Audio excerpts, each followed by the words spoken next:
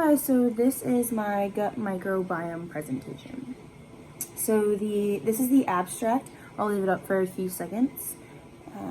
Some important things to note are that in the abstract, we do talk about the brief summary of the methods, and there is 3 key steps during this experiment that are important to pay attention to. And those would be the isolation from the fecal samples, the normalization of the sample, and the qPCR, which is what we use to measure abundance.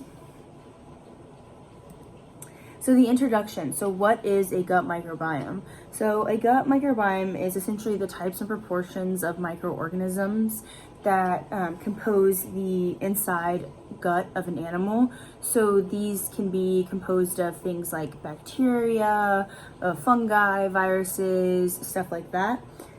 It's important to note that it strongly correlates to our health, and that it can actually be related to a lot of intestinal diseases. And that is extremely important because that's essentially why we are doing this experiment.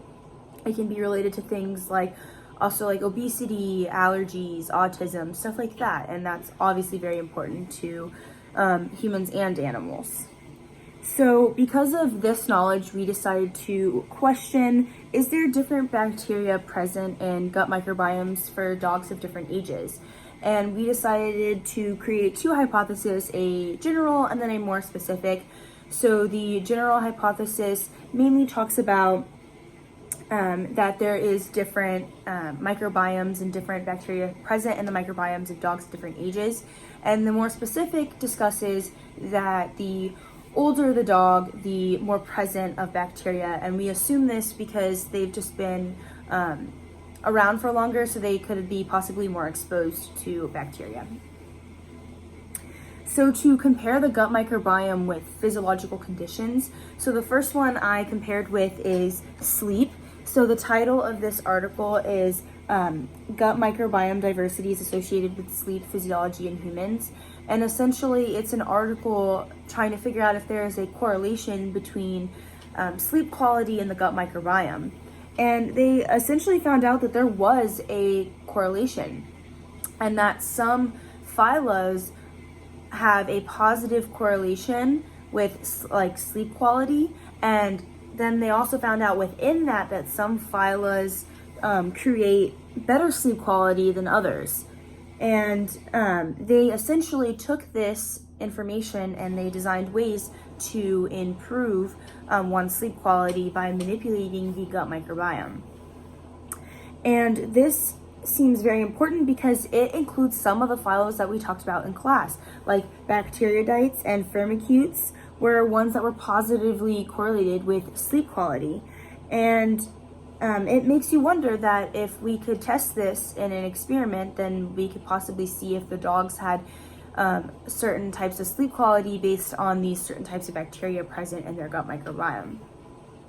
And this physiological condition shows a very correlative study of the quality of sleep and the gut microbiome.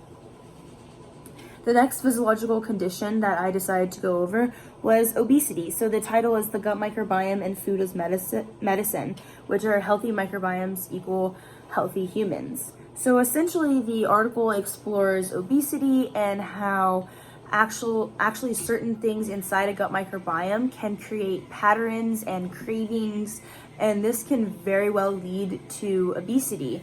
This article talks about numerous theories about how the gut microbiome and the chances of obesity are correlated.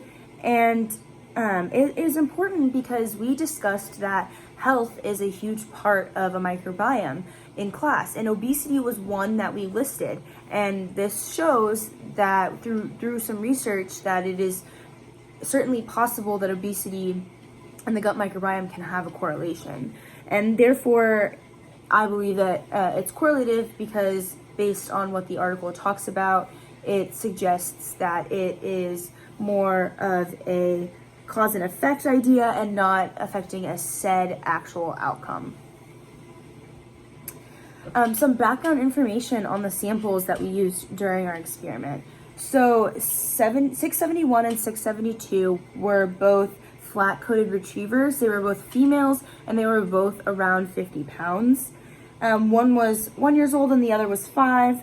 And then we did 2 samples, 523 and 1064. One was a Pug and Boston Terrier and one was a Dachshund. One was 11 months and one was 8 years old. However, both were male and both were approximately 20 pounds, just to keep some things consistent there.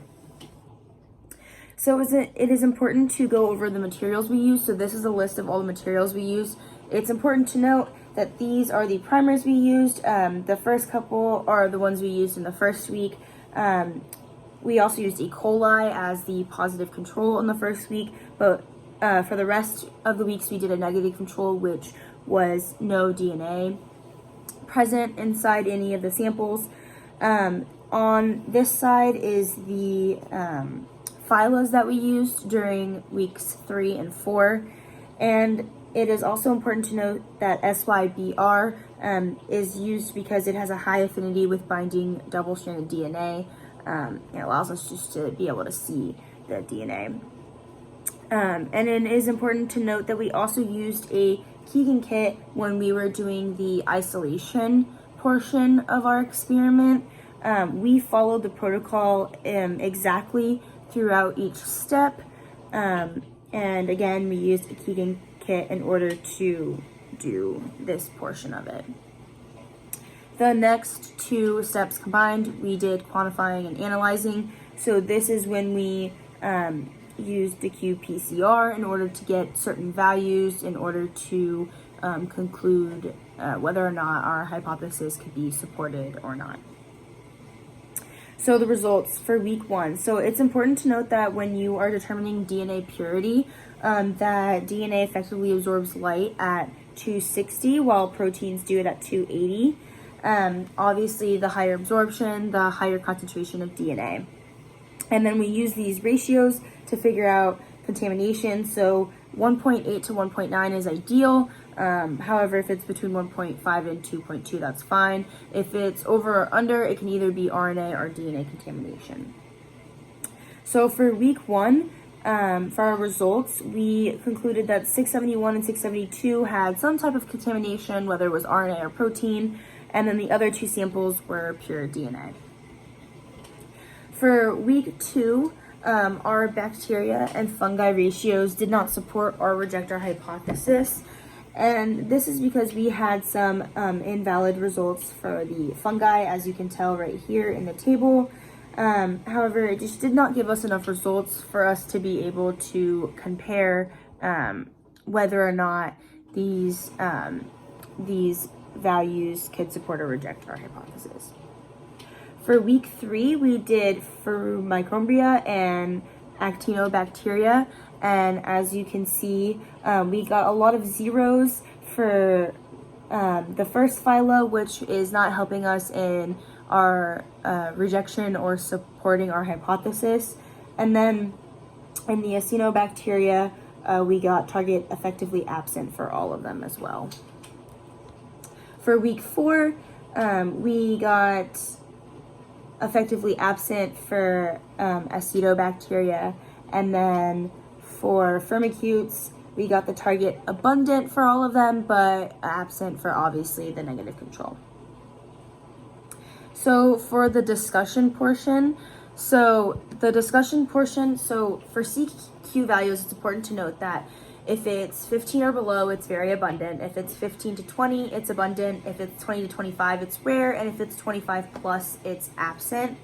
So like already discussed in the results, in the first week when we were doing the DNA purity, we got those results. 2 of them were the most pure. The other 2 had RNA and protein contamination.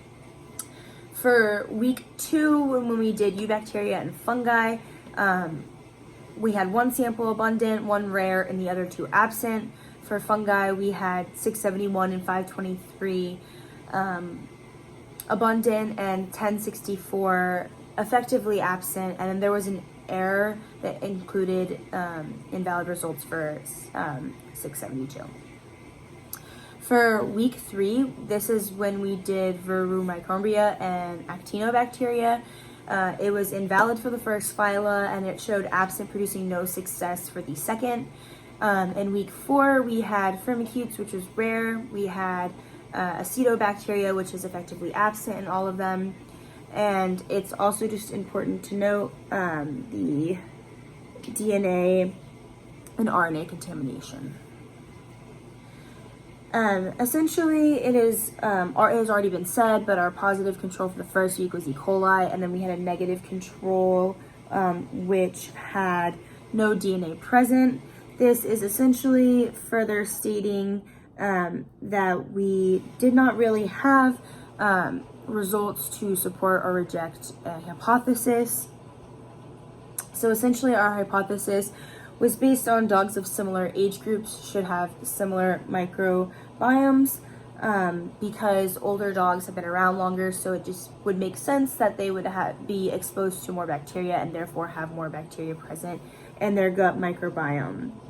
After all these results, we were not able to support or reject our hypothesis. So in the future, we would want to try more replicates, or we would want to try more age groups. And honestly, looking at the digestive part of the microbiome, because that came up as really important to dogs during our experiment. And also do multiple rounds of qPCR because we came up with some errors in our experiment. So essentially, this is it. This is our references, and that is it for our micro gut biome presentation.